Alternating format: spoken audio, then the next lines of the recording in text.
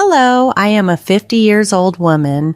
From a young age, I embraced a belief in reciprocity, trusting that my diligence and commitment would be equally reciprocated. This belief permeated my relationships. I was convinced that showing kindness to others would mean kindness would be returned to me.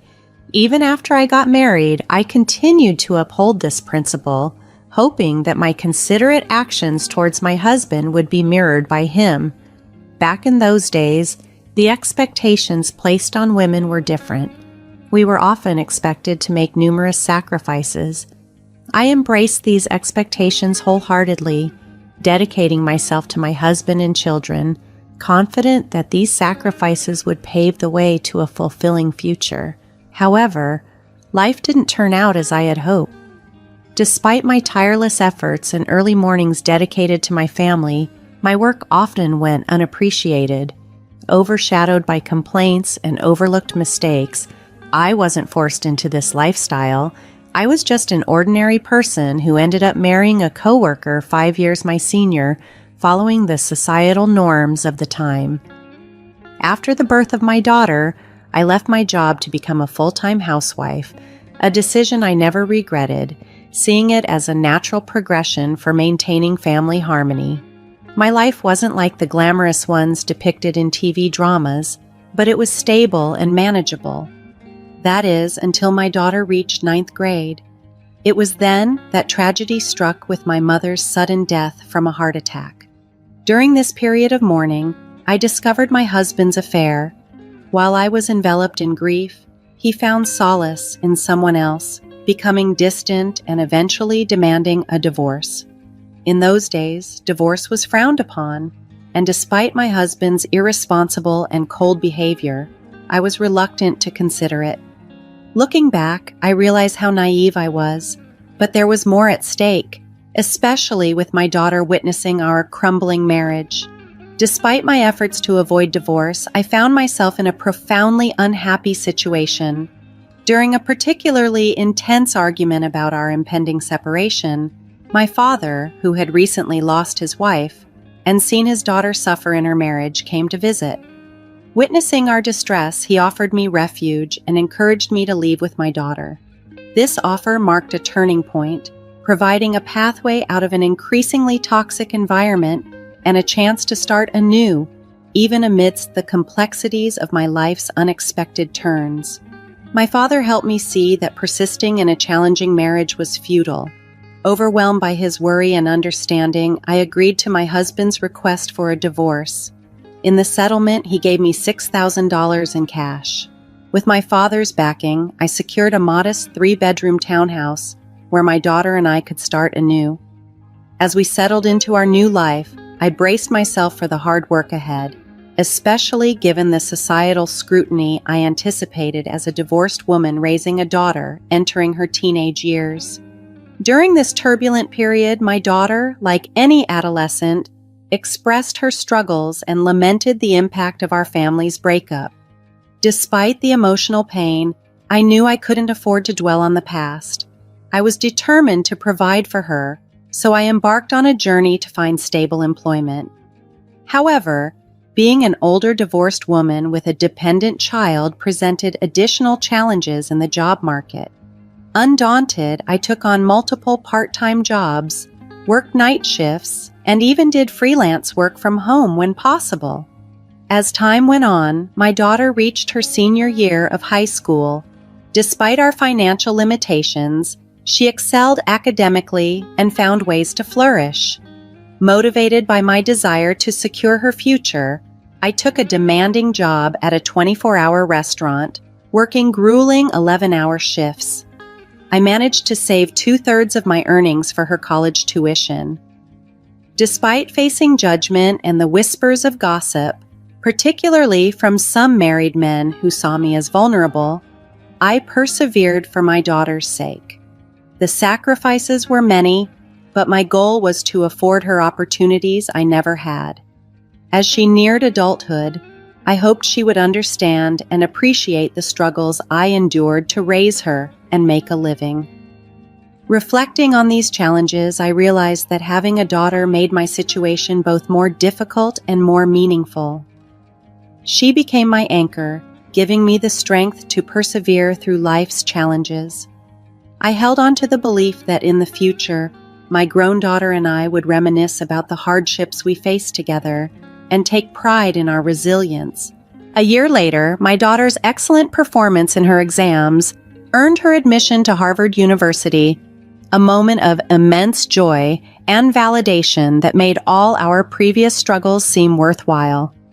As she embarked on her college journey, I felt a profound mix of pride and relief, knowing that our shared sacrifices had led to such a promising new chapter in her life. Even though I had managed to provide for her education and a stable place to live, the emptiness of our home without her daily presence was palpable. We kept in touch regularly through phone calls, and in the initial months of her newfound independence, our relationship deepened. Her affection and connection during this time were comforting, and I treasured the growth in our bond despite the challenges we faced. My daughter graduated from college without financial difficulties, a dream that we had both tirelessly worked towards achieving. I had hoped that we might live together again, but to my surprise, she secured a job at a defense corporation and decided to live independently. To support her, I took out a bank loan and helped with the down payment for a condo near her workplace. As I aged and adopted a more modest appearance, my daughter blossomed into a stylish career woman. Seeing her thrive brought me immense joy and reinforced the value of my sacrifices.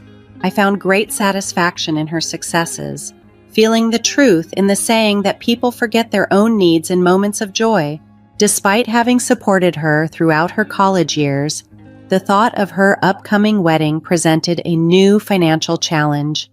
Some questioned why I continued to struggle financially when my daughter was fully capable of supporting herself. Yet, I was determined to help with her wedding expenses to prevent any disdain from her future in-laws. The belief that my sacrifices for her happiness would bring joy to us both kept me resilient. As my daughter entered the dating world, I noticed a growing distance between us. Initially hurt, I came to understand that her adult life and relationships were rightfully taking precedence. I patiently waited for her to mature and reconnect with me, realizing that priorities naturally shift during this life phase. However, her 28th birthday was a poignant moment for me. I looked forward to celebrating together, but she informed me that she had plans with someone named Scott and downplayed any need for preparations. While she might have intended to reassure me that I needn't go to any trouble, I felt a sting of neglect. Her birthday, significant for being the day she came into this world, seemed to be just another day to her, and her apparent indifference hurt deeply. It was hard to understand why she viewed spending on her birthday as unnecessary, given our tight budget. Despite her intelligence, it seemed her grasp of her mother's feelings was still evolving. Despite my hurt, I continued to love and support her, hoping for a deeper understanding between us in the future. I knew she was my only daughter, and I longed to see her, even if just briefly on her birthday. So I decided to take a day off work. That morning, I made an extra effort with my appearance before heading to her office, but what I encountered there left me reeling, an unexpected and emotionally charged situation. In the company lobby, I saw my ex-husband with his new partner, people I had hoped never to see again. How he knew to be there puzzled me. When I tried to call my daughter, she abruptly hung up, claiming she was tied up in a meeting. Feeling bewildered, I turned around, only to see my daughter cheerfully calling out to her father and embracing him warmly. Her boyfriend seemed to know my ex-husband and his wife, which intensified my feelings of betrayal and fury. It felt as if everyone had conspired against me. Drained and upset, I quickly left the scene. Reflecting on that day later, I battled with the desire to confront both my daughter and my ex-husband, but a stronger urge to escape took over. Despite the turmoil inside, I found myself unable to reach out to her. Then, unexpectedly, My daughter came to visit, announcing her engagement and handing me a wedding invitation. The shock deepened when I saw the names on the invitation. Though she was my daughter, I felt an intense urge to send her away. How could she, my daughter, treat me merely as a guest at her wedding? I confronted her, expressing how hurt I felt about being marginalized at such a significant event, emphasizing that I was not just a guest. I was her mother. My daughter apologized, explaining she felt trapped by the circumstances. She wanted to marry Scott, but his parents scrutinized every detail about her. This revelation made me grapple with a mix of emotions, torn between hurt and the need to understand my daughter's challenging position. During our conversation, my daughter shared her concerns about how my divorce status and our struggles as a single-parent family might negatively impact her future. She worried that being open about our past could jeopardize her relationship, as her potential in-laws might disapprove. Faced with this confession, I couldn't hide my frustration. I reminded her of all the sacrifices I had made, the hardships we had endured together, and how deeply her actions had stung. Despite everything, I strove to bridge the gap between our perspectives, hoping to find common ground where we could both feel understood and supported as she approached this life-altering decision. As I raised my daughter, working tirelessly at a restaurant to fund her education, I thought our shared struggles would strengthen our bond. However, her response during a crucial conversation stunned me. She brushed aside our past hardships, focusing instead on her future comfort. She revealed that her father and his new partner, the woman who had contributed to our family's breakdown, had already met with her future in-laws, emphasizing that the present was all that mattered to her. Feeling deeply hurt and regretful, I harshly expressed my disappointment for the first time, dismayed by her dismissive attitude. Shockingly, she retorted that if I wished to remove her from my life, I should reimburse her for the costs of raising her. This bitter exchange escalated quickly, culminating in her storming out of my home, declaring us strangers. Devastated by this rupture, I questioned the point of saving for her wedding. A deep sadness enveloped me as I stared at the wedding invitation she left behind, noting a different name printed where mine should have been. 2 years later, I received distressing news. My father, who had chosen to live independently to avoid burdening me, had passed away. His death hit me hard, bringing with it a painful realization of my shortcomings as a daughter.